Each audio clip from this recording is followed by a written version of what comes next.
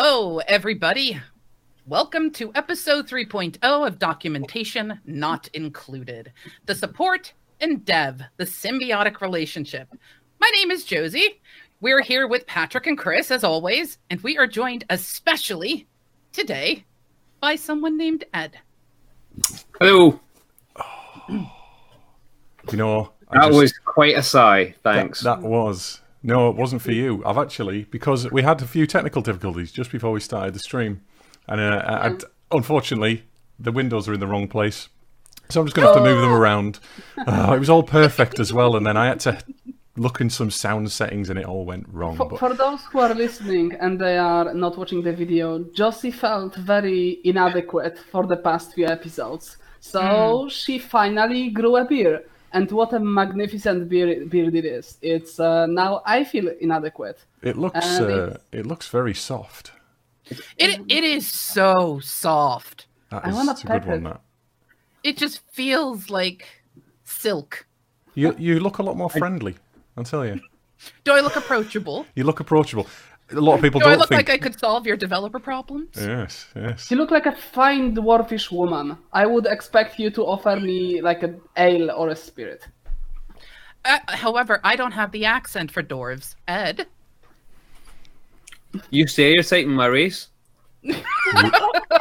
The Scots. Is it a race? Is race? Are Scottish people a race? Sorry, I'm talking about goths here, not... Right. So yes, everybody, every way you can. Thanks for that. Today we have Ed Orr joining us, as you can see, and he is a support guy, a support specialist. Monkey. Yes, and that's what our show's about. And basically, we're going to be drilling him a little bit. I'm going to be asking some questions, figuring out what he does at work, what he does, and why. And I think what I'm most interested to find out from Ed as a support guy, and hopefully not as someone I haven't worked with, so I don't, we've got nothing to kind of limit out our conversation. What do you think of developers? You work with developers on a daily basis, don't you?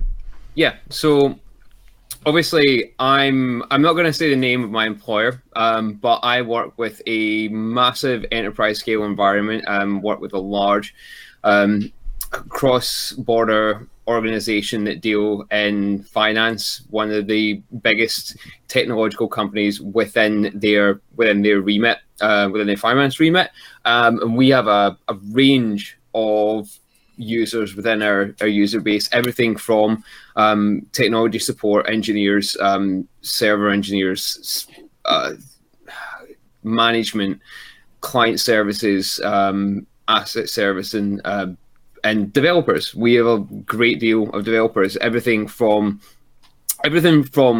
your Java to your web-based development languages, through to people who are working on bespoke APIs to pull finance data from systems that I can't really get into too much, but basically, putting APIs on top of archaic systems. So it's a massive range of stuff. Everything from your DevOps to your near future AI algorithms. Basically, it's interesting day to day, and it can be everything from how do I turn this on through to we have to get this email. This email's gone down, for example, across a large part of an organization. So are you segmented into teams then? I know we've actually just jumped into this. Normally we have an icebreaker and all kinds of stuff. Yeah, we haven't had an icebreaker question. We know who it is. It's fine. Let's go. Sorry, for those of you... In fairness, this is pretty much the podcast equivalent of what happens on a daily basis. You walk in, your jacket's still on. Quick question. I actually, I have to go. How do you people with beards deal with this? I have hair already in my mouth. It's and constantly falling out. I'm sitting here I'm like, this has to come off. Just plait the thing, Josie. Oh, I wish I could. Now, there you go. Now I've got a chin beard. Yeah. When I enter this sort of hermit mode of crunch, and I let myself go, and I start having mustache and all of that stuff, I just tend to munch on it, like in frustration. when I'm working on something, Like it, and it's actually kind of nice feeling. So We've all got our own little. I used to suck my thumb until I was about 16 or 17. Yeah. I just didn't know I was on podcast with a beard muncher. It's fine. So what we'll do, we'll sneak in a quick little icebreaker question. Sorry. For those of you who haven't seen Josie before or read, they used to work together on a podcast many years ago. In fact, it was the one we've mentioned a few times, the MMO Buff one. So yes, go on, Josie, give us the icebreaker. All right, your icebreaker question. Yes. What is your favorite color and why? You really need to ask me what my favorite color was black because I'm a big old goth at heart, right? There we go. Plus, colors are a bit too much for someone like me. Yeah, but is black a color? It's on the spectrum, so yeah. Well, apparently, I've heard somewhere. I can't remember where it was now, but white and black aren't colors. I would go by the artistic classification. I would say that there are absolutely colors. Yeah, I mean, I would. So you have to, if you have to pay for toner, it's a color. Okay, so white he's not wrong. No, white is a color. Oh, you see, but I would say if it's got a hex code, it's a color. Oh, but well, or an RGB value. But then again, white doesn't have an RGB value, does it? Of course it does. 0. 111. No, oh, is it 1? black. Is it 1? Oh, sorry. Yeah, it's 111 because it's the luminescence. Noob. I'm not the graphics guy. Okay, guys, what about your colors? Go on, Pat. There used to be one, but it now there used to be one, and now it's overwhelmed by the hot pink of a missing or a shader error. It's basically the shader error pink that you have in whatever graphics engine, wherever you fuck something up, and that's the color I see on a daily basis. 7 minutes. 7 minutes. We're actually keeping track of how long it takes before Patrick drops his very first fuck bomb. It's amazing. It's amazing. Oh, I didn't realize that was we all go for F-bombs. Well, we're on and off. It's a professional podcast, but we don't mind. We're not. Yeah, it's we accept the fact that Patrick.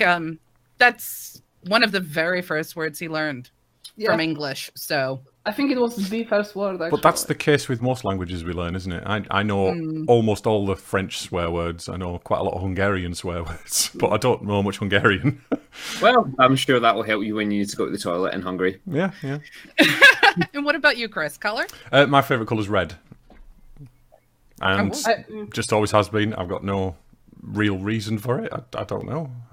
What a surprise, considering your background. Yeah, well, that's why I paused then. I was waiting for somebody to say something. It's maroon, though, this colour, to be honest. I figured that you would note that fact, so just didn't go for that trap. No. Yeah, I have literally no idea why my favourite colour is red. Maybe Superman's underpants when I was a kid. I don't know, maybe... The blood of my enemy! No child should be in Superman's underpants. Somehow we ended up at Superman's underpants. Wow. I mean, what kind of person wears underpants on top of pants? Superman. It's perfectly acceptable if you can break someone in two with your eyes. All the things to worry about. You're worried about the order that Superman's wearing and we've got children. Somebody think of the children. Yeah. Keep me awake at night. And Josie, your favorite color? I actually have a palette. I can't have one of these colors without the other really present. I'm the difficult one. Yep. I like black, white, and incredibly shocking in-your-face hot pink. However, if you really want to make me smile, put skulls on it. Are you emo? Color. I am not emo. No. I just have. There's something about the macabre side of skulls and death mixed with something bright like pink and black and white. I just love that. If I could have my house painted that way, my husband of course won't let me, but if I could have my house painted that way, I would. What is the point of owning your own house? Well, if you can't screw it up with trying to sell it, if you put glitter all over the walls or something. This is what my wife actually wants to do to our house: is cover it in rainbows and glitter. Okay, glitter is the bane. No. That will just kill your eyes. Like anything high saturation and high brightness, it just makes you wanna gouge your eyes over extended period of time. She's also into skulls herself. My wife, she loves sugar skulls and anything. I mean, some of our favorite jewelry is. All you need to do is find the right market. You find the right person, they'll have it like that. You know, he's not wrong. And with that particular discussion about skulls, let's move into support and development in the symbiotic relationship, therefore, within us. Yeah. English, I will learn to speak it. Yeah. So I'm actually going to start with a question. Go on. Now, we, as developers, we don't always think about the end result, aka after we've done everything. I don't say it like that because I know Chris plans for everything. Chris is perfection when it comes to development. So he plans for everything. So most of the time when we're developing, we're worried about features. We're worried about making certain that the platform does exactly what it needs to do, etc. Then we end up having to hand it off for either someone else to support or passing it on to a client or what have you. Do you have any pet peeves, Ed, when you get handed a new product to support or a product at all? You're like, hey, this is what you've got to help support. Do you have a pet peeve? Yeah. Well, I have a number of issues with being handed products to support, but the most common one is that being handed a product to support is a total curveball. So, so the thing about development is that developers, in my experience, tend to work within their own silo. Now, that's not necessarily a bad thing, but some of the biggest failings, especially with large organizations, is their larger scope and things like their development framework and their service delivery framework and how that all knits together. So support engineers don't generally tend to get a lot of heads up that they're going to have to support something, especially if they're not bespoke attached to any sort of development process. And the way that we have managed solutions and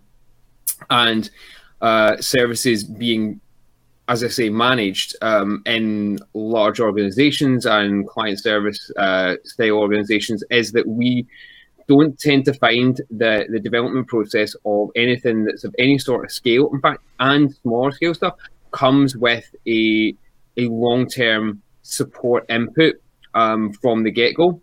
Support and support management, problem management, and resolution always tends to come in later in the day, especially from my experience. What that means is that we basically have to juggle stuff. Are you aware of the software delivery lifecycle? You know what that is. You've heard of the term, and entirely. And while you might, and while the software delivery lifecycle is great, there's a concept and there's a reality. The reality of the situation is that you rarely get. The reality of the situation is with large scale projects, you either have so many working parts that the software delivery lifecycle is a great thing to shoot for, but you've then got support engineers and support teams that are working on a number of other things at the same time.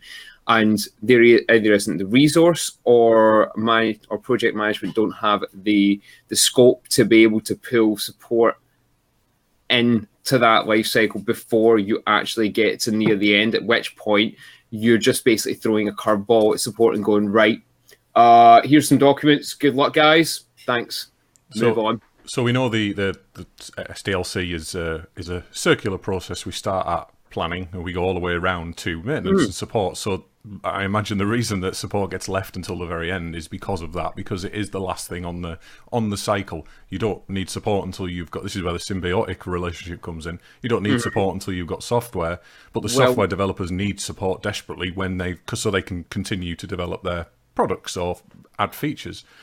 I think how those two teams work together is very important, and I've worked with great support teams, I've worked with terrible support teams, I've worked with terrible developer teams that are awful with support and have a them and us attitude, and it's a hideous place to be, or a hideous kind of environment to be in, but some companies do unfortunately breed that culture.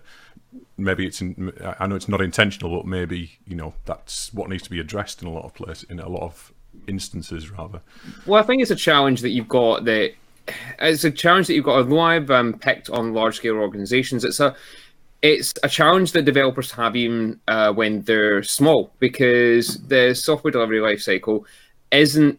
It can be difficult for you to necessarily meet all your goals within that and deliver something when you've got a lack of resources. Absolutely. if you're a couple of people that are working on something and your aim is to get something out the door, what time have you got to be able to sit down and go, right, we need to do this and we need to do this. This is going to be a deadline for getting this out. And think about the support process rather than just getting it out the door and then going to someone like, say, a managed service vendor and going, right, we need a support contract, and then working back once it's out the door. Because at the end of the day, as a small developer, it's common sense that you need to get a deliverable out the door to get money in to be able to continue to live. All of it's important. That was actually a question that I was going to ask you. For smaller teams that they may not have, they either don't have in-house support team or they cannot afford them yet because they're early in the development cycle. So other than having a support developer having an input and being able to help during the development to make the best case product, do you have any sort of tips for people developing right now that could save the support a lot of headache? Yeah, I mean, let's be honest. What I'm going to say here is absolutely common sense, and it's not particularly difficult, but it's fairly high level. So how much help it's going to be, you can argue either way. But documentation, I mean, seriously, if you're talking about from a code base level, then clear commenting, good documentation, it all helps. Seriously, it's like night and day having to. I've had to sit and in previous organizations, I've had to sit and troll through code that's just for running on a DevOps sort of environment, and troll through scripting that's just horrendous, and it takes days to get through and find out what problem is, because you've got to sit there and understand what's going on before you can even try an attempt to create test case to work out what's breaking things. Documentation's so key in terms of if you have to literally just throw something at a support team and go, right, there you go. Clear documentation is great. It won't necessarily help the people that you would consider to be first line or maybe even second line support engineers, but if you've got a support team that are working at a level where these people should be able to understand what you're talking about, then good documentation, clear code base is always going to be key for you. So let's just briefly talk about what you consider good documentation and what you consider good commenting. Let's talk about the commenting first. I've obviously developed my own opinions on this over the years, working with lots of different people, and all of us have talked about this before as well. In terms of commenting, are you on the side of comment everything, absolutely everything, or only comment the really complicated parts, or just comment the stubs? What have you got? What would help you? What's the best? So bear in mind that if you're developing commenting for a support team, again, you got to understand that you don't know who's going to be reading that and to what level they're going to be able to understand what your commenting is. So if you are in a situation where you don't know who your support team are going to be, then realize that you're going to have to create commenting based on that. So, for example, at a functional level, commenting what say you have a procedure, you comment that to tell a support engineer what it's going to do and what it's going to bring in and out of that, so that if I don't necessarily know what that procedure call is going to do, what I can know is what it should do, what it should bring, what its actual function is, and what the output is supposed to be. So I can copy paste that and take that away and check what it's doing correctly. It doesn't need to be everything, but it needs to be enough that if you don't know who's going to be looking at that you can hope that they will be able to go, well, this is supposed to give me this. So if it doesn't give me this, then something's wrong. If they don't understand what's going on with that, at that point, then they can pass it over to you or a support engineer that can work through it and fix it.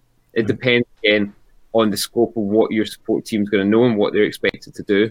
I would say commenting on the high level, at least on the stubs at the class level, at the methods, that kind of level, and commenting with business speak as well. So whatever business domain you're in, for me, it's not about explaining that this code does this and we iterate through this list, and when we do that, that's completely useless to anybody, because if you're a developer, you know it's doing that because you can read it, and if you're a support guy, you couldn't care less about that. You know, it's not interesting to you, it's not helping you in any way. And you do get developers that overcomment. You get people who say return null. You know, it happens, and I've seen it all over the place. Do you know what kicked me out of that habit? What? Like, when I first started in the world of programming, I commented everything because I learned through the philosophy of algorithms, right? I needed to know what it was I was trying to do. So I did pseudocode. And from the pseudocode, I left the pseudocode in there because I needed to know. I got trained completely out of that methodology when I discovered that there are actually tools inside of a lot of different developer environments that will auto print out commenting in a form of documentation. So when I started going, oh, this is really cool, let me just run this and see. And I just sitting there going, what? This is foreign language. And that actually trained me out of being overly zealous in the coding side of things.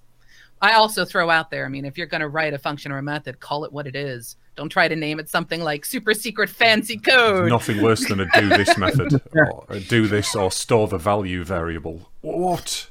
Just learn how to code. Dry, guys, you know. Anyway. Jesus, the variable named X is the bane of my existence. Well, we use X quite a lot for shorthand, things like lambda expressions, where we're saying X is the object that we've just already referenced. But yeah, other than that, I agree that the variable should be. I wrote a variable today. I'll paste it into chat in a minute. It's just to store a string, a constant string, and it must have spanned my screen twice. It was that long, the name of it. It was ridiculous because it was a very complicated reason for using this string, and I don't normally do that. I'm usually very concise, but it was ridiculous. It's slightly excessive, and it was ridiculous. I'm the one who makes sort of like very long variable names. I guess I can blame my enterprise Java background, which really trains you into ridiculous long variable names. But still, I prefer that than just like A, B, C, D, E, F, G, and I saw that a lot. So. You mentioned comments and documentation there. I think we can basically understand that documentation is going to be, again, written in a business sense, written in a this is what it's supposed to do and why we're doing it this way. Yeah. There's different levels of documentation as well, isn't there? We've got developer documentation, which is highly technical and again goes into the detail of all of the setup and all of what this script does, this, that, you know, all of that kind of stuff.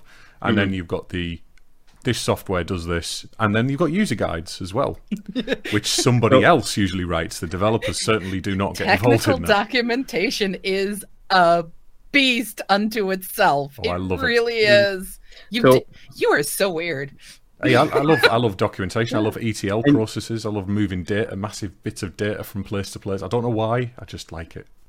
Yeah, I love it too. Like most of the documentation, for example, for Shader Forge in Unity is very high level, and it's very useless for me because I want to know how exactly the numbers are manipulated when I'm using the function. So here's the thing. From a support perspective, what you want to know, bin that is useless to support engineers unless you have a third tier support engineer that is a pseudo developer. Then that is useless. When you're providing documentation, especially when you're a developer that's creating documentation and again, you don't know, and the majority of the time you're not going to know who your support engineers are. You've got to assume that you are starting at a user base level, and that your first tier engineer needs to know what's going on. I write a fair amount of documentation for both users and for first maybe 1.5 line support engineers. And the thing you've got to understand is that a lot of the time, first line support engineers are as clueless as to what something's going to be doing as the user are. In fact, half the time, the user knows what something's doing more than the first line engineer does because they've been given it to test by their line of business, say, or their manager who's decided to buy something, and then somewhere down the line, in practical terms, then a service desk is either given details or they are employed. So half the time the user knows better than the first line or 1.5 line engineer. Bend your high level documentation when it comes to that frontline stuff. What you need to do is be able to provide enough instruction that someone who is literally button clicking knows what buttons to click. That's the level you have to start with, and then move from there. If you can only provide the most limited amount of documentation, do the stuff that you're pitching for the first line engineers, the people that take the call, because anyone who's a second or up line support engineer, they're gonna hopefully have enough in the cranium that they're going to be able to work out what's going on, or they'll have seen some, or they'll know how to use Google. Oh boy, you gotta love that. So the answer to everything is just use Google. Slack Exchange, it'll be fine. One other thing that you haven't mentioned, and not every company practices this, is test-driven development. Now, you guys obviously won't get involved with the actual tests that are written. I'm assuming you understand what unit and integration tests are, the difference between them. What we tend to do when we write tests as developers, if you run a test-driven development environment, is that tests should be written in a self-documenting way as well. So if you wanted to know, for example, this particular variable or this property on this object, what are the acceptable values for it when you're passing it into an API or something to that effect, there will be, or there should be, if there are tests, there should be tests there that will say must be greater than 0, must not be null, all of that kind of stuff. And then at least you know what the code's supposed to do. Now, that's self-documenting for developers mostly, but do you guys use that? And if you do, has it been useful to you ever? To be honest, we don't tend to get involved in that level of support. So what we tend to find is that a lot of what I do day to day involves, if we're getting to that stage of products that need to be supported, they're either going to a vendor, or they're going essentially to the development team at that point, and then the development team are going to be tasked with part of the support process. Right. So you'll find that in large scale, again, this happens a lot in large scale environments, is that, and you probably find that it happens a lot with small developers, is that your developers they're kind of your pseudo support teams as well. So they would task to do a lot of that. So when you get to third line, if I'm having to go into bespoke systems code, then there's something wrong at that point, because it's going to take me longer. The code that I will be getting into will be things that will be considered to be DevOps level, rather than bespoke application code. So I will tend to manage that process at that point. So if it's not something that functionally we can get our hands into, then that'll be passed on. So there's a lot to be said for service management when it comes to that, and having an understanding of where your lines of support start and end. And you'd be surprised how much a business doesn't understand that. Absolutely. And you'd be surprised how much as well developers don't necessarily understand that as well. You got to understand where at what point your line of support is going to stop and go, right, guys, we don't know what we're doing here. We need your help. So you mentioned first and second line support. Have you? I've worked with teams with one set of developers who have been, one set of support guys who've been developers themselves, and that is basically what they do. It depends entirely on the business setup, really. And then we have first line, second line, third line support engineers, all have different skills. And again, first line, I'm assuming, because I don't really know the definition, and it does change again across companies, but first line, I'm assuming, is the least technical. They essentially answer the phones and get the information. In fact, you tell me what you do in your company or companies you work for. So many companies I've worked for, as Scott was saying in chat, as most companies that are of any sort of size should be running with ITIL Framework. I mean, they absolutely need to. Yeah. Sorry, I was going to bring that up. I didn't want to interrupt you with the questions, but I was going to mention that Scott Haas. By the way, hi Scott. Hello, Scott. Yes. But no, in fairness, any organization that I've worked for has always tried to at least move towards an ITIL framework. It's common sense, right? It works essentially from a support process. You wouldn't really want to use any other sort of process. It just works. And the fact of the matter is, it allows you to be able to document and move those tickets on. But from a personal experience, what tends to happen within roles that I've been in is that we have that ticketing system. You have the first line. You get things logged. First line's a fairly malleable process, and that, like, although you can log a ticket, that first line team can know nothing. They can literally pick up the phone, or they can have some level of technical competence.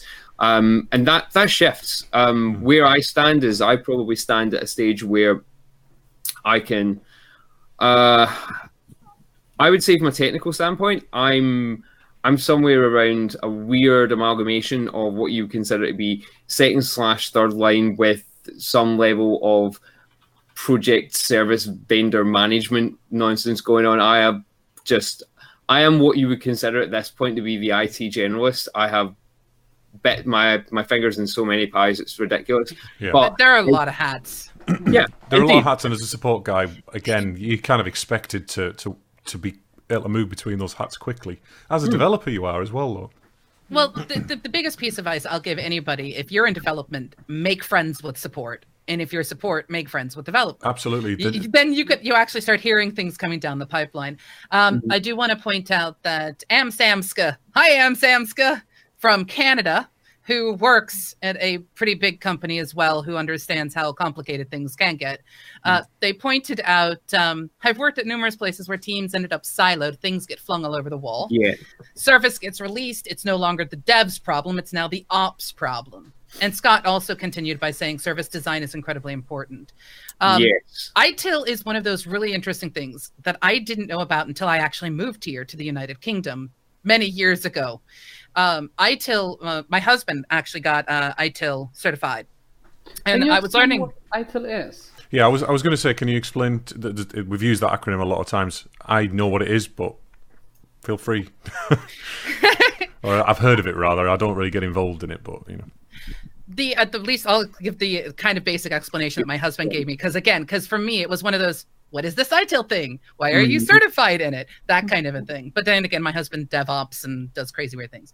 The way he explained it to me is it is a sort of a set of guidelines for handling events and issues that occur. And it is a sort of structured format, everything from the moment it gets reported to the moment that you close a ticket.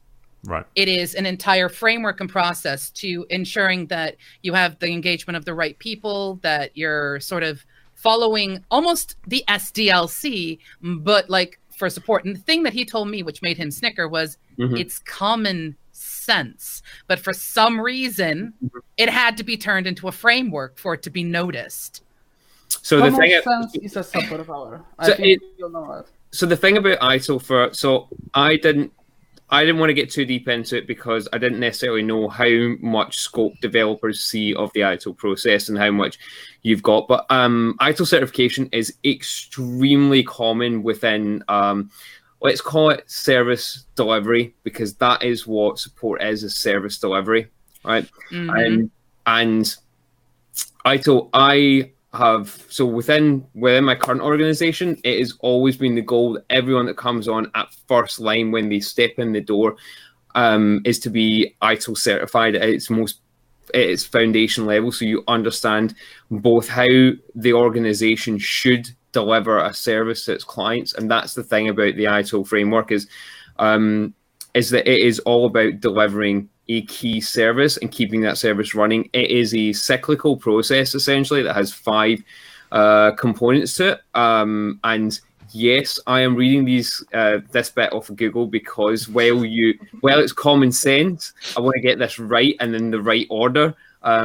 So it's service strategy, design, transition, operation, and you've got continual service improvement. Now, what that basically means is how you're going to plan, how you're going to do it, how you're going to support it, and how you're going to fix stuff when it goes wrong. At the essentially what it means. So it's all about, like we've talked about documentation. That's the bit of that's the before bit. The bit that support tends to center around is operation and continual service improvement. So that's like ironically the end of the ITIL process, which again the end of SDLC. Support basically just get the end all the time, and it all comes down to when stuff goes wrong, what happens, and where does development or developers come into that. And far too often within organizations in general, you got this idea of ITIL, but development are kind of almost siloed, and they can be throwing stuff when after stuff's gone wrong or if stuff's going wrong, but maybe don't have a good view as to where they are within the ITIL process. And it's the kind of, like we were saying, it's the common sense thing of you have something happen, you call the service desk, you get to level 1, you log a ticket and tell them what's happening. Level 2, who are a bit more competent, if it's still going on, we'll give you, we'll come back to you, they'll find out what's wrong. If they can fix it, they can fix it. These things get logged. And then over time, you have reporting mechanisms. If they can't, and those reporting mechanisms should be fed to development as there might be something going on here. What's this? And that's part of what's called PROS. So that's so you've got problem management as well as reporting, and that there's a whole swathe of things. But basically, what you're getting out of ITIL is you should be getting an idea, if ITIL is implemented properly, as to what's going wrong, and then what's the situation and why is it going wrong? Can we fix this and make it better? So you have a retrospective of some sort. Yeah, a good way to look at it is just like when we do, the cyclical side of development, when we're testing out on it, we pull out a feature, we're doing our tests, we then see if it works, and then if not, we keep iterating. The key thing that I get from at least what you, Ed, and my husband told me about how ITIL works is by the end of your ticket, you should not just know what occurred. The root cause analysis has been done. You know how to fix it. It has hopefully been fixed, or it's been kicked up to the next level of, now this actually needs to be pushed into a development for a feature, or something else has to be handled. But you also should know and have a running, I love this, documentation of what happened, so that you can go back and if ever you run into an issue, I don't know, pull up Confluence if you use Confluence, or Notion if you use Notion, whatever it is that you use to store your documentation, you can go back and you can say, oh, this happens. We are seeing the same problem occurring, say, every third Thursday of a month. So obviously something else might be the real root cause behind it. So we can actually start developing a bigger picture of what's really going on. So, and that could easily be a code thing. It could be that there's a process running somewhere that's chewing up memory on a server that's then impacting the fact that the code could be it could be impacting the amount of code, the amount of memory that something's taken up. You might crash out a program. It could be the fact the fix to that might be as simple as upgrading a server. It might be more complicated. It could be a million things that could go wrong. But the fact is that you know that it's reoccurring, and if it's reoccurring, there's a potential that you can reach out to everyone involved and go, right, we need to come together and do some root cause analysis on this, and then work forward from there. And that's about the continual service improvement, both from a support perspective, that they can see that there's something going wrong there, and then they can improve the service they're providing, but also the product that you're providing to an end business can then be improved upon as well. It's a sort of cycle that can spiral off, and it's while it's common sense, there are so many layers to that ITIL process that you could literally go through a whole show just explaining it.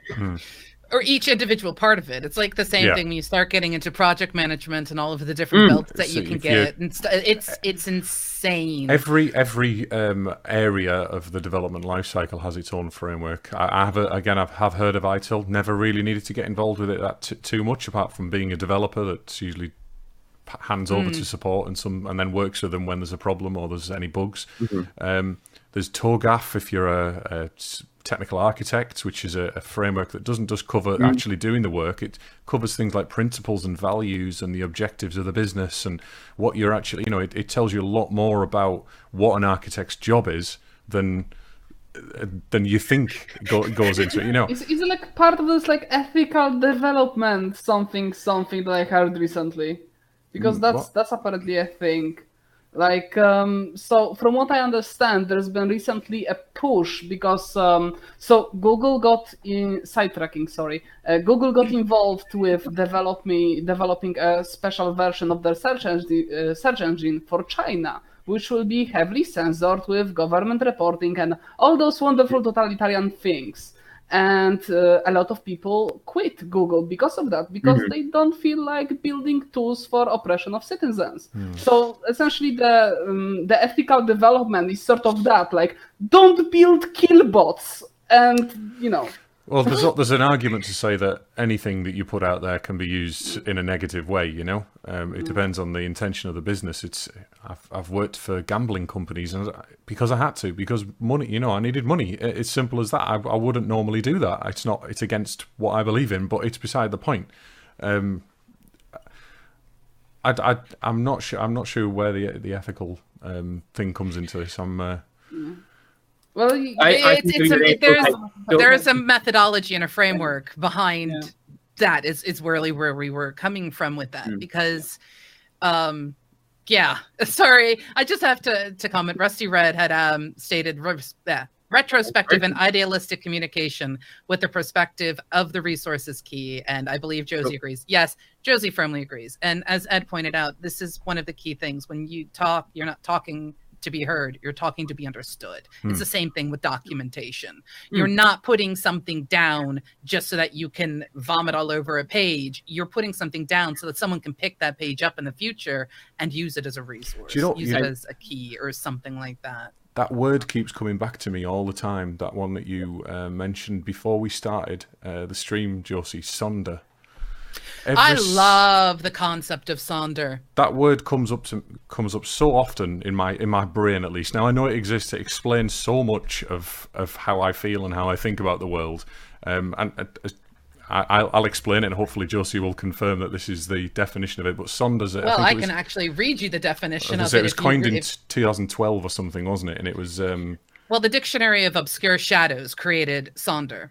And Sonder is a fantastic word. Now, the Dictionary of Obscure Shadows, if you guys aren't aware, it's kind of a slight sojourner from what we're kind of talking about. But it creates words for things that don't have words yet. And the way they define Sonder is the realization that each random passerby is living a life as vivid and complex as your own, populated with their own ambitions, friends, routines, worries, and inherited craziness. An epic story that continues invisibly around you, like an anthill sprawling deep underground with elaborate passageways to thousands of other lives that you'll never know existed, in which you might appear only once as an extra, sipping coffee in the background, as a blur of traffic passing on the highway, as a lighted window at dusk. So I think I love that word. That word is everything. The TLDR of that is other people exist and realize that their lives are as complicated as yours. And that's why the reason I bring that up is that there is this culture of developers. They're siloed. They're usually stuck in their own little world and they do their own thing. And then when other people try and interfere with that process flow or that world, they do get a little bit defensive and go, well, that's not my job. Oh, well, that should be support who do that. It doesn't help anybody. And the same goes for when we're writing documentation. Work with other people. Work with the support guys. Figure out what they need so they don't have to come and bother you every 5 minutes. It's your fault that they're doing that, a lot of the time. And it goes down to talking. I mean, yeah, there is, as Ed said at the very, very, very beginning of the show, there is nothing worse than being handed a project or a product to support and just being told, so you're taking this over today and you now need to support it on an 18-month cycle. Bye. 1,500 users. Bye. And you're just sitting there going, what? I'm so lost. Rusty Red adds, trust me, I've been to Russia, Japan, Czech Republic, and even England. The only thing they have in common is they have a valuable resource that matters in all this. Development, communication, even money. Sadly, but true. It's a lost resource in the last few decades. People. Talking people. And that's that actually... Empathy, compassion, even. Yeah, now this actually kind of silos back to something that I've been meaning to throw in. Hopefully won't get us too much farther in a rabbit hole, but so this is something that I know, rabbit hole. We'll just have to have you back to dig even deeper. So, or dig me out of the hole. If I just keep going, yeah, it'll be fine. So here's the thing. Something that Chris said about developers being siloed. It happens a fair amount. Now, that's not necessarily a bad thing if you open lines of communication. It's required to a certain extent. Yeah, and that is fine. What you do find though is that understand that the support teams that you have in place, however good those support teams are, however well documented you have something, however robust your code is, at the end of the day, they're delivering a service to an end user base, right? And they are at the behest of that end user base.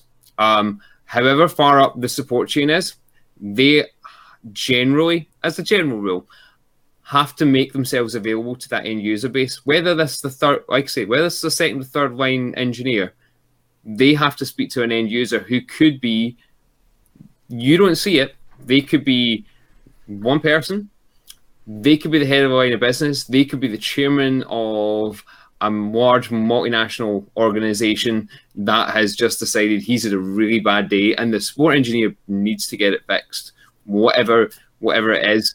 And you might be having, to be blunt, you might be having a shit day. You're siloed off wherever you are at the moment. You deal with politics, and developers don't deal with politics generally. That's a debate unto a show in itself. Yes, but yes, generally that's one of the reasons they get siloed is that there's a lot of work to do and they need to do. I'm not trying to defend because I know exactly the kind of developer and the development teams and they said the culture and this kind of structure.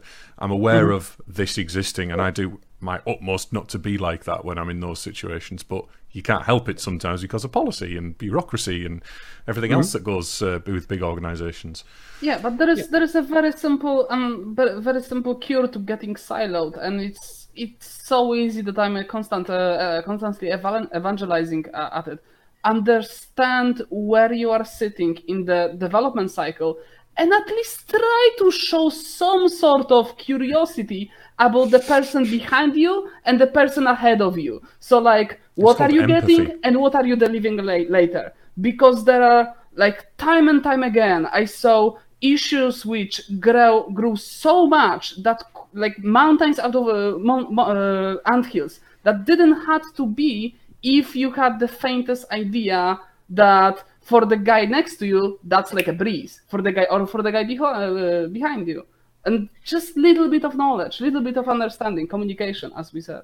You know, it's interesting. We're pretty much coming to the end of our show, where we'll be digging into RTFM shortly. But there's something that they do here, at least in the UK, that, again, I didn't know about until I got to the UK. And it's something called secondment. It's where you're basically shipped off to a completely different part of the company to learn about what it is they do, with usually a potential to transfer. And I think it should be something. You should be forced to sit in the shoes of someone who is doing some other job so you can kind of get an understanding for it. Because I could sit here all day, Chris, and I could tell you what it's like to knit. Now, I don't really know how to knit. I get that from my wife. It's all right. She knits excessively. In this particular case, by me forcing you to knit, you would learn a little bit either about the frustration or some of the terms or some of the steps and the processes involved. Doesn't mean I want you to take up knitting, but if I said to you, I need you to draw me up a plan to help me, a pattern or something like that, you'd have a much better idea how to build for that particular event. Yeah. And, you know, I'd love to have that. It's as Ed pointed out earlier, there's the dream, and then there's the reality, and you can't always get that, and it can get really, really, really frustrating. There's all kinds of agendas on the and politics, as said, on the line. The bigger the organisation, the more complicated these processes become, and this is where you start having to delegate tasks to people, or allocate rather a particular role to somebody, and say you, for example, Scrum Master didn't even exist, and a Scrum Master is a process-driven role, a business-driven role. Go on, Josie. I can say you're dying.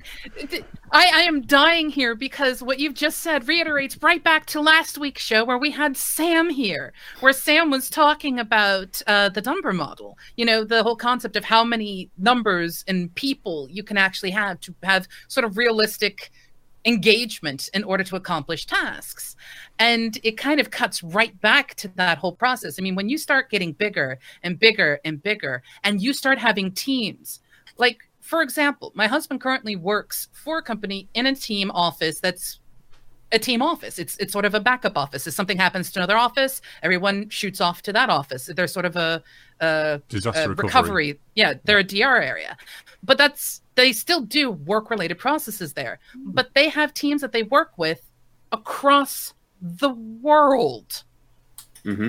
And that is where some of your weaknesses can. That's where your weaknesses can creep in with as you become bigger. Is that you have those teams and you have that siloing, and they're great at that thing that they do.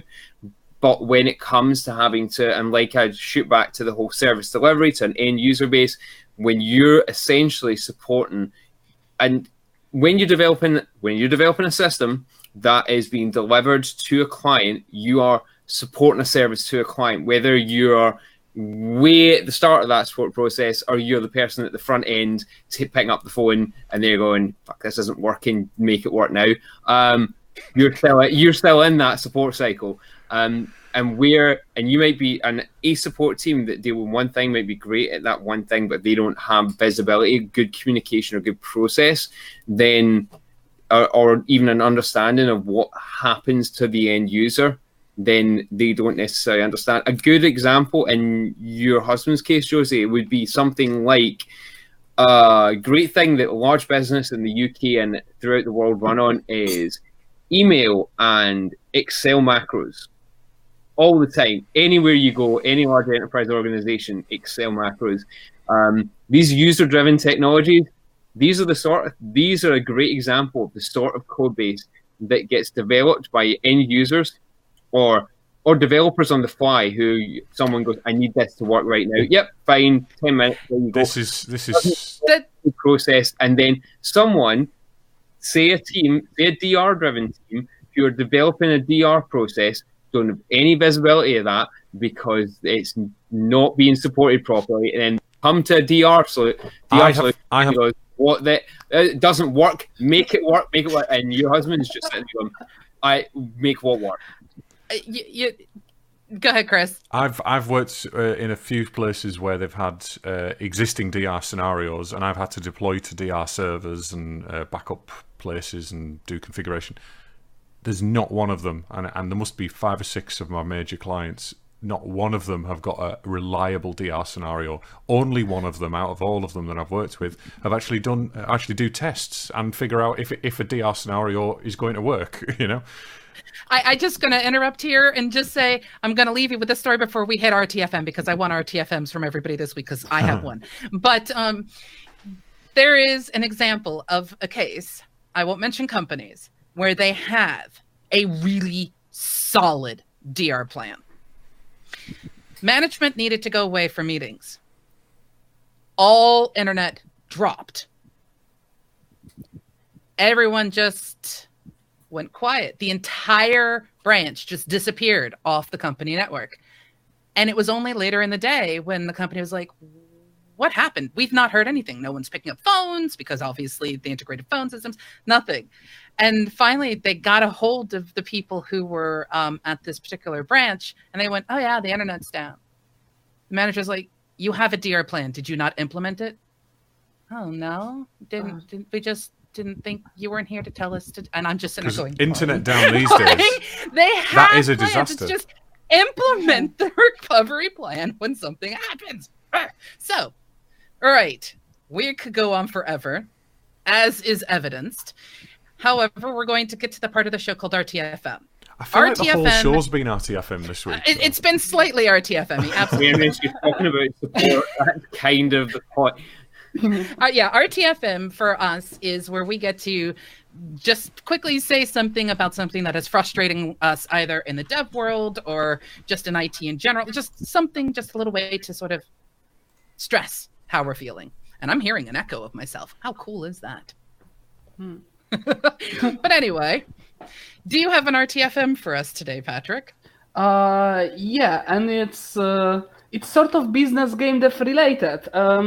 The RTFM is the glowing and gorgeous train wreck that's Fallout 76 is. For those of you who are not sitting in gaming or game development, there used to be, long time ago, there used to be a great gaming series, a great role-playing series with amazing story and characters. And then they kept making the games. The version 3, standalone expansion, they were all great. And then Fallout 4 came out. And it was kind of meh. And then Fallout 76 now is coming. And essentially, you can literally see all of the talented developers left project ago. And now they're trying to drag a steaming pile of shit out of the door. The cherry on top is the company released a memo, sort of, a letter to fans. Hey, by the way, this is going to be a steaming pile of shit. Deal with it. Just like the entire situation is so abstract and just like, how could this happen? I'm not interested in it because it's online only, so I haven't really been following it. Yeah. And there was me thinking you were going to have something very specific. I honestly thought that I didn't think you were going to crap over the entire game. I thought you were specifically going to be. Here's an example of so I'm not sure how up to date on the current problems with Fallout 76 you are, but recently, as in within the last 24 hours or so, it's come to light that the current Fallout 76 beta. It looks like Fallout 76 ties its player speed to the frame rate. Yeah. They tied entire physics engine to frame rate. It's not quick too. So yeah. So if you go into local any files and unlock the frame rate, then you can literally move faster than someone else. And it works on if I would have to start listing every single concrete problem I have with Fallout 76, we would need another 1 hour. I just assumed you were going to go through the latest one that has hit YouTube. That was all. Well, that is one heck of an RTFM. And hello, Daniel Effie, maybe, if I am saying it right. If I get your name wrong at any point, I do apologize. And welcome. Do you have an RTFM, Chris? My RTFM this week, it's not anything to do with development. I'm currently going through a very arduous warranty claim process with my car. And it actually kind of relates to the subject today because it's all about complaints. For the love of God, whoever you are, if you run a company, have a clear complaints process in place. Because at some point, no matter how good you are, and this particular car manufacturer is well renowned for good service, good everything basically, but it's going to happen. Something's going to go wrong, and when it doesn't, it's so frustrating being passed from pillar to post. And process, man, process. Yeah, I cannot explain how difficult it's been. I'm not going to go into a great amount of detail because we're nearly out of time. But essentially, they started off saying, right, this issue is going to cost you £1,000. The next day, oh no, within an hour, it's actually £500. Oh no, it's £387. Oh, now it's £144. Oh, we'll do it for nothing. And it's on purpose. It took me an entire week to get to that point, and it's not just that. There's just a whole. It's the actual process. The company's been great at the end of the day. It's just the actual process and the things that we've gone through. I'm going to shut up now because I could go into a lot of detail, and I'm way too. I feel like you need to document a rant on that, Chris. I've already. This is one of them problems that I've had. It's been going on for 2 years. A warranty claim that's been going on for 2 years. Finally, I found out there's a bit of incompetence going on, and I couldn't escalate it. Nobody would let me speak to anybody above service desk people, and I was just... Oh, wow. There was absolutely nothing I could do, and even going to head office, I just kept getting bounced back and forth, and anyway, it's hopefully sorted now, but I'm still going to have stern words. Throwing out here, Scott Ost says managers have to enforce process. People enjoy structure, and it's true.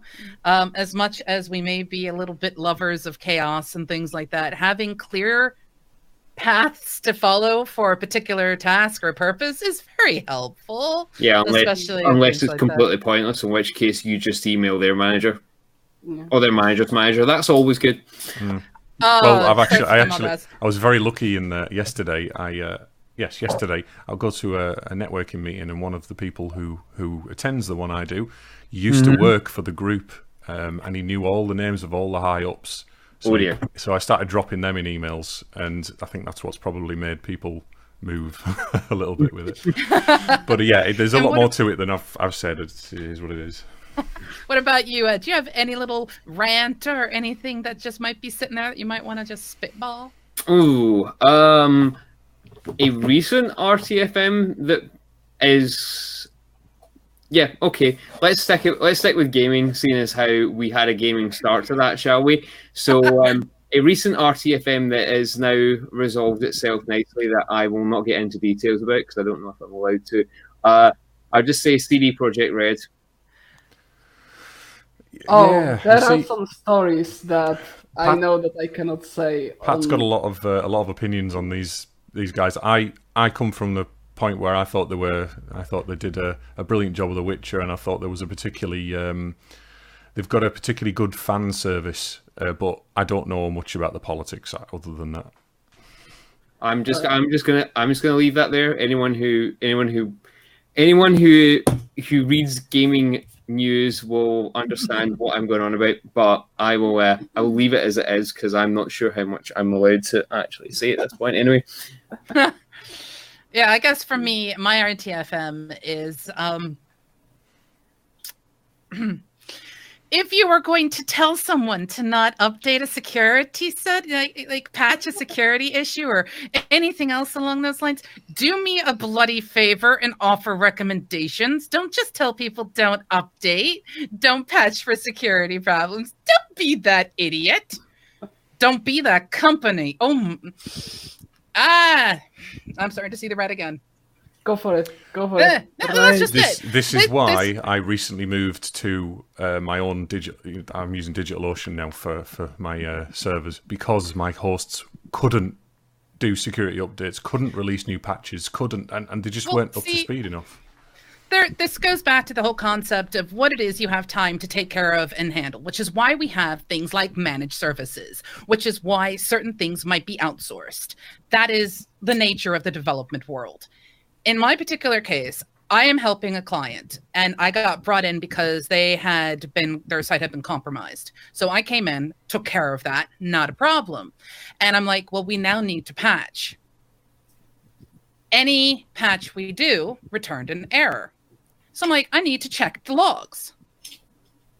There are no logs. The host company doesn't log.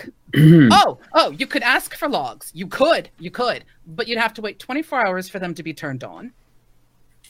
After they're turned on, they're only available for 7 days, and it only runs for 7 days. You cannot have logging beyond that. And then I'm like, but this is standard fare. And their reaction is, well, then just don't update it. Quote, just don't update. I'm like, it's a security patch. Well, it's a problem with the hosting solution. I need the logs. Well, I guess we could get, I'm like, this sort of I'm gonna give you a briefer so you can calm down a bit, Josie, because this sort of thing. I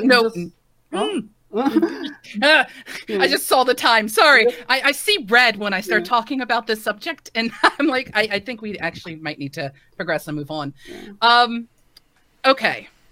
Ed, you are awesome. You will be coming back for us to talk about other things. Yes? Oh, yes. Sorry, I thought that was an actual physical verbal question for you. Looking for things. I'm sorry, I didn't hear the audible inflection. I just assumed that was a statement rather than I'm used to you just telling me what you do. Usually Josie just tells people what's going on. To be fair, that was a very enthusiastic head nod, so... Well, yes, but at the same time, podcasting-wise, people who are listening to us on a podcast wouldn't know that he's nodding his head in a very strong manner. Although three of my clients are now on pink sparkly whip plans with me. I have some clients who've requested that I term one of my packages the pink sparkly whip, which is part of project management and things like that, some of the things that I do. And so I have 3 clients now on pink sparkly whip plans. Why they want them to be called pink sparkly whip, I don't know, but it's how I got their business, so I'll just invoice that. That's going to be wonderful when you have to explain that to the accountant. Oh, my accountant thinks it's hysterical, but my accountant is ballin', and he also sends me cat pictures. So here we go. We're at the end of our 3.0 show, which is all about the symbiotic relationship between support and development. And we're documentation not included. We're here every Thursday at 7 p.m. If you type, and if I did this right, because I haven't had time to do everything else, exclamation point. I keep wanting to say hashtag or bang. I'll just go with bang. If you type bang list, you can get a list of some of the things that you can get commands for, including access to our GitHub repo if you want to get involved. We have a Discord. Come say hi, hang out if you want. We have Twitter. You can follow us over there on that little place. And we have a fantastic website, dnistream.live, which is being developed by the team. Woo! And if you are familiar with our show, which some of you have been because you've been with us from the beginning, you may have noticed that at the very start of the show, we dropped something new. Oh, yeah. A brand new intro trailer thingy, mabob, that was created by Patrick and by Chris. Chris did the sound design on that. Patrick did the animation. And Firemain Studio, who was responsible for our gorgeous logo, did the assets of those gorgeous butterflies and the folders and all that other stuff. So massive thank you to everybody involved there. If you think you have what it takes to sit at the table here and debate with us ideas and concepts, or you have something fun you want to talk about, you can get in touch with us with exclamation point, be a guest. We'd like to hear from you. That's a new Come command, debate. isn't it? It is. Very fancy. Very fancy. It absolutely is. A massive, massive thank you to all of you guys. And for those of you who I know are currently pounding the Python trail right now, because someone is hardcore Python developing at this moment in time, my hat goes off to you. Good luck to you. I know what you're doing, and it is not easy. So does anyone have anything else you want to say before we end this fantastic 3.0 episode?